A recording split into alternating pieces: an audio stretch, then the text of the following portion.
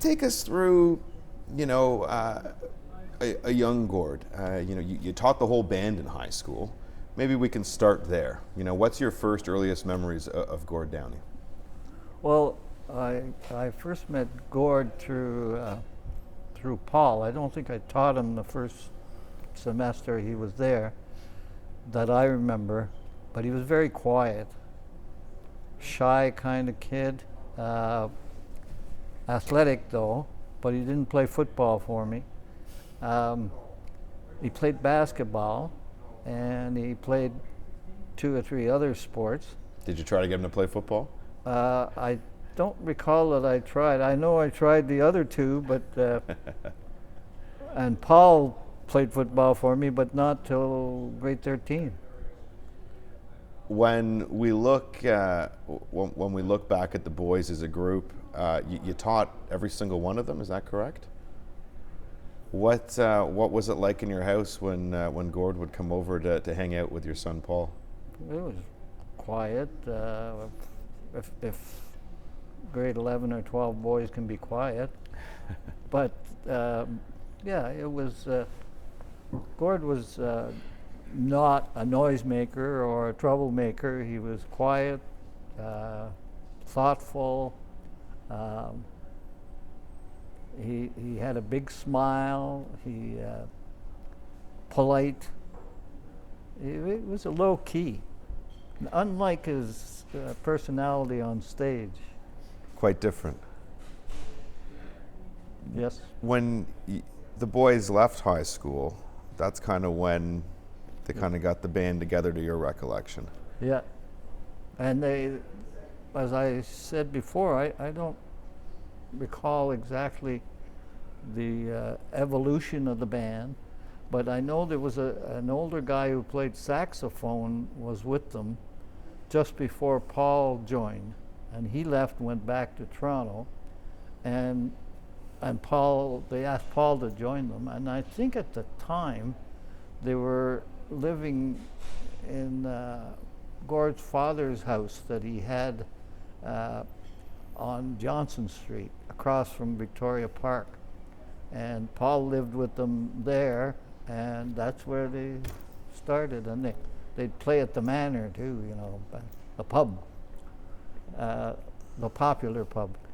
You're a high school teacher. Your son Paul Langlois is now in this band with his buddy Gord. And did you ever think it was gonna end up like this, the Tragically Hip, our nation's band? No, and they didn't really either. When you think of it, 4 of them went to university. They were preparing for other things, but they really stuck to it. They drove across Canada in the winter time at least 4 or 5 times, across the country and back. Yeah, it was amazing the effort they put into it, and playing everywhere, and playing for anybody. They tell me there were nights in the pubs where there would be hardly anybody there, 2 or 3 people, and they'd play the whole thing. You're a father. I'm a new father. I'd imagine, when you think about your kids, you kind of want them to aspire for different things. You know what I mean? Maybe, some parents want their kids to be a doctor or a lawyer or an engineer. You're a high school teacher. You're a professional yourself. Your son gets into the music industry. What's your thoughts there? Were you worried? Were you concerned? Well, yeah, you better keep going to school, or you don't know what's going to happen, and you can't count on a musical career where you do well. So, yeah, and I think all the parents of the members of the HIP told them, keep going to school and work, and they got jobs. Like Paul had a job starting at after the paper route. He went and cleaned up at the curling club at nights and that kind of thing. So they all had jobs, and they all, pretty well lived the normal life, except playing in a band. When you think back to Gord, the young boy in your phys ed class, the friend of your son's who he'd bring over to the house maybe for dinner, and then the man he became. You know, proud. What are your thoughts when you think of Well, just like if you knew Gord outside the band and off the stage, he was pretty well the same kid I first met in grade 11, but he was a different personality on stage, and I never saw the poet in him until he started writing songs and writing about Canada. And so to me there were two Gords. Gord, public Gord, and private Gord. And Private Gord to you was a quiet young Yeah. man when you first met him, generous. Yeah, very nice kid, very nice person. When you saw him in the last couple of years, what was going through your mind as you saw him battle with this horrible disease? I thought this is not fair. It's too young. It's tragic. They're not finished.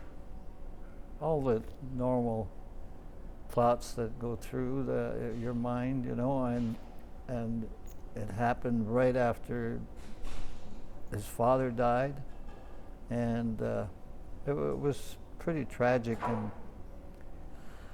and he fought a good fight, lasted 2 years nearly, so, but can't do much about brain cancer.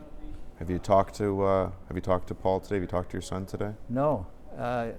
When I came off the course at 11, I called them, and they told me he'd already left for Toronto. You know your son well, you know the band well, you know Johnny, you know Gord. Where do you think their heads are at today as they go through this? They're going to be heavily saddened and with a heavy weight on their shoulders for a while. And it's going to be hard for them to face all the publicity. And then they weren't given the Order of Canada. They're supposed to go next month. So they're not going to be too joyous for that. It's a tough time. Yeah. This community here, where the boys grew up, where you still live, what is the band? What is your son? What is Gord Downie? What is Johnny Fay? What is Gord Sinclair? What have these guys meant to this city? It's difficult for me to judge that, but I gather that most people have adopted them, especially since their last tour. It was unbelievable that the feeling and the turnout and